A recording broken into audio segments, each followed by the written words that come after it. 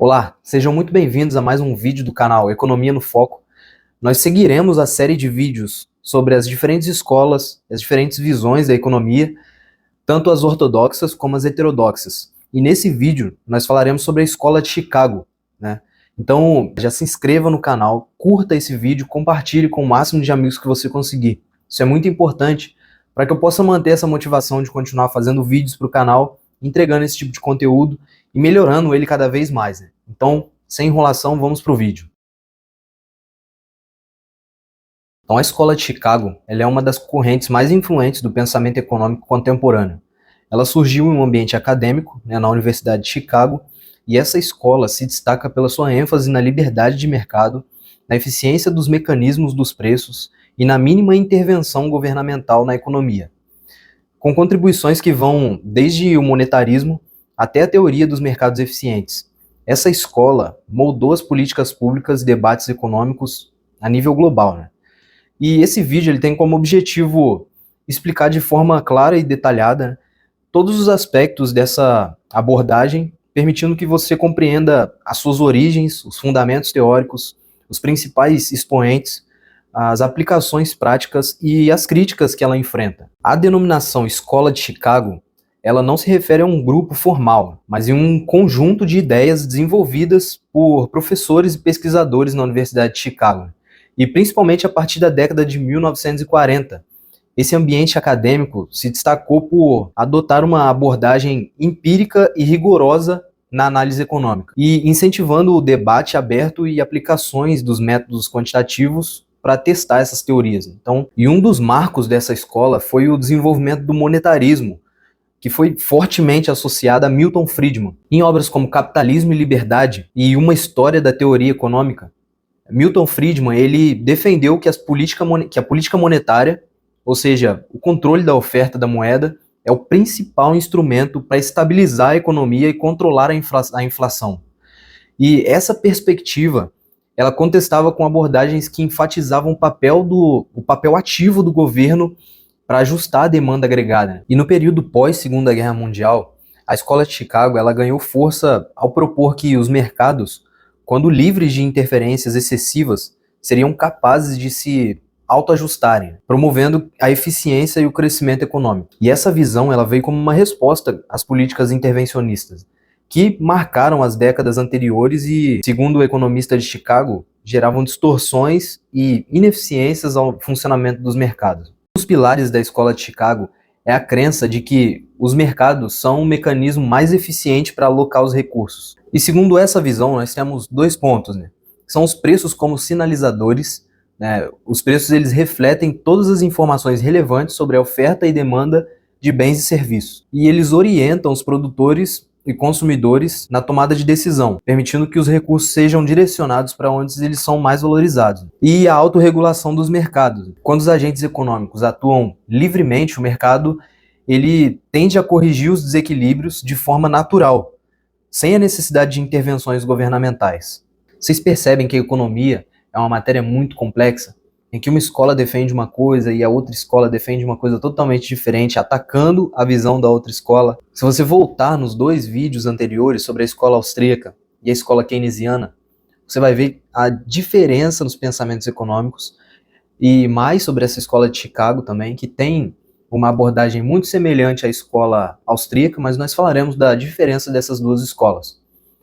Só que em contraposição à escola keynesiana, que é uma escola totalmente diferente. Então é muito importante você conhecer todas as visões econômicas para que você consiga formar suas opiniões com mais conhecimento a partir dos princípios de cada escola. Mas vamos continuar. O monetarismo. Então, o monetarismo é um dos pilares da escola de Chicago.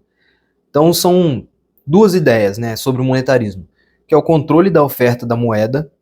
A inflação e outros desequilíbrios macroeconômicos são, em grande parte, resultado das variações inadequadas da oferta da moeda. E por isso os bancos centrais eles devem manter uma política monetária previsível e orientada para o controle da inflação. O efeito das políticas monetárias. A alteração na quantidade de dinheiro em circulação afeta diretamente o nível dos preços e, consequentemente, a estabilidade econômica. E essa abordagem defende que, por exemplo, a expansão excessiva da oferta da moeda, ela pode levar a bolhas de preços e períodos inflacionários. Bom, sobre a racionalidade e expectativas. A escola de Chicago, ela estabiliza que os agentes econômicos são racionais e capazes de formar expectativas sobre o futuro. E essa crença implica que os mercados antecipam as políticas. Se os agentes antecipam as ações governamentais, eles ajustam seu comportamento de forma a minimizar os efeitos indesejados dessa intervenção. E as decisões baseadas em incentivos. As escolhas dos consumidores e empresas são guiadas por incentivos claros, o que torna o resultado dos mercados previsíveis quando há um ambiente de regras estáveis e transparentes. Sobre os principais contribuintes e contribuições teóricas, o primeiro nome que nós temos é Milton Friedman, sem dúvida o rosto mais conhecido da escola de Chicago, e suas contribuições incluem a defesa do monetarismo. Ele argumentou que a política monetária deveria seguir regras fixas, evitando as intervenções que pudessem desestabilizar a economia. E críticas ao keynesianismo. Ele criticou as abordagens keynesianas por acreditarem que o governo poderia estimular a economia de maneira previsível. É exatamente no contrário do que ele acredita, por meio de políticas fiscais expansionistas, né? Gary Becker e suas extensões da análise econômica. Gary Becker, ele expandiu a aplicação na análise econômica para áreas fundamentalmente fora da economia, como a sociologia e o direito. E as suas pesquisas demonstram dois pontos principais, né? O comportamento humano sob a lógica econômica. Muitas decisões sociais e comportamentais podem ser analisadas como escolhas racionais, baseadas em incentivos econômicos, e sobre a interdisciplinariedade, que são aplicações dos métodos contemporâneos a problemas de comportamento e políticas sociais. Enriqueceu o entendimento sobre como os mercados e as decisões individuais interagem. E os outros contribuintes, né? Além de Milton Friedman e Becker, vários outros economistas ligados à escola de Chicago contribuíram para o desenvolvimento das teorias que enfatizam a importância dos mercados, né? E entre eles temos Robert Lucas, né, que contribuiu para o avanço das expectativas racionais, que moldam a forma de como os agentes respondem a mudanças de política, e Ronald Coase, conhecido pela sua teoria dos custos de transação, que analisa como os mercados organizam a produção e a negociação de bens e serviços. E sobre as aplicações práticas e o impacto nas políticas públicas, os princípios da Escola de Chicago eles influenciaram diversas reformas que visam reduzir a intervenção estatal na economia. E entre essas medidas, as que se destacam são o desregulamento dos mercados, que é a remoção de barreiras regulatórias que limitam a competição e a inovação. E as reformas antitrust, uma abordagem que, ao mesmo tempo, defende a competição, mas que também é cautelosa para não comprometer a eficiência dos mercados. E as políticas monetárias mais rígidas, que foi inspirada pelo monetarismo. Muitas instituições, como o Federal Reserve nos Estados Unidos, eles adotam as políticas focadas no controle da inflação, que é a regra de crescimento da oferta da moeda, e medidas que buscam manter a oferta da moeda em níveis que evitem a flutuação brusca dos preços. E a independência dos bancos centrais, que é a autonomia dos bancos centrais para evitar as pressões políticas que possam comprometer a estabilidade macroeconômica e a influência em debates globais. A Escola de Chicago ela tem sido frequentemente citada em debates internacionais sobre o papel do Estado na economia. E as suas ideias fundamentam argumentos como a menor intervenção do Estado, que é a crença de que a liberdade econômica e a competição são melhores caminhos para o crescimento econômico sustentável, e a estabilidade e a previsibilidade, que é a importância de regras claras e previsíveis para a condução da política monetária e fiscal. Agora, as críticas e controvérsias. Apesar da sua influência, a Escola de Chicago ela também enfrenta críticas e desafios, né? E dentre elas, a crítica ao excesso do liberalismo econômico. Alguns críticos eles argumentam que as desigualdades sociais, a ênfase na liberdade de mercado, ela pode levar a desigualdades sociais e econômicas, caso não sejam implementadas políticas de proteção social. E as falhas de mercado. Em situações de falha de mercado, como monopólios ou externalidades negativas, a ausência da intervenção estatal pode prejudicar o bem-estar geral. Agora, o debate sobre as expectativas racionais, embora a crença na racionalidade dos agentes seja um pilar da Escola de Chicago,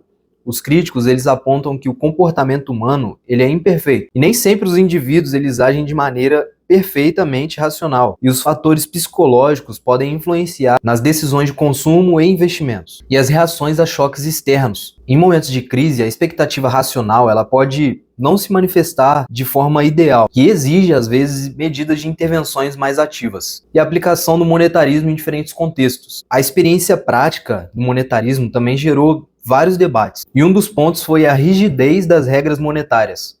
Em alguns cenários, regras fixas elas podem não oferecer a flexibilidade necessária para responder aos choques inesperados. Em contextos globais diversos, as políticas monetaristas nem sempre se adaptam de forma uniforme a diferentes realidades econômicas, principalmente em países com instituições menos desenvolvidas. Agora você deve ter percebido que as visões da Escola de Chicago são muito parecidas ao primeiro vídeo, da Escola Austríaca.